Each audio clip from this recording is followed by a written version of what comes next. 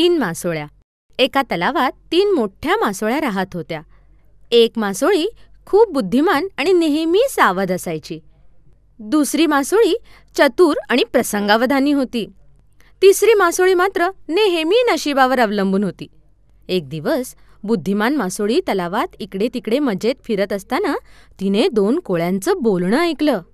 एक कोळी दुसऱ्याला सांगत होता, या तलावात चांगले मासे आहेत. आपण उद्या इथे येऊ, खूप मासे पकडू आणि भरपूर पैसे कमवू. हे ऐकून ती दुसऱ्या मासोळ्यांकडे गेली आणि त्यांना सगळं बोलणं सांगितलं.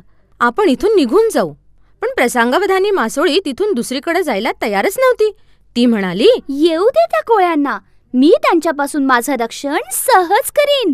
तिसरी मासोळी म्हणाली, मी तर इथेच जन्मले, मी ही जागा सोडून कशी जाऊ? जे माझ्या नशिबात लिहिलं असेल तेच होईल. पहिली मासोळी ती जागा सोडून दूर निघून गेली. दुसऱ्या दिवशी कोळ्यांनी येऊन आपलं जाळं टाकलं. त्या ठिकाणी तलावात जे मासे होते ते सगळे जाळ्यात अडकले. प्रसंगावधानी मासोळी निपचित पडली आणि तिनं मरण्याचं नाटक केलं.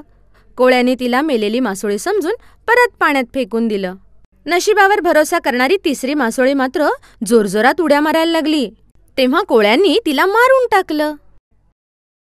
नेहमीच नशिबावर भरोसा ठेवू नये.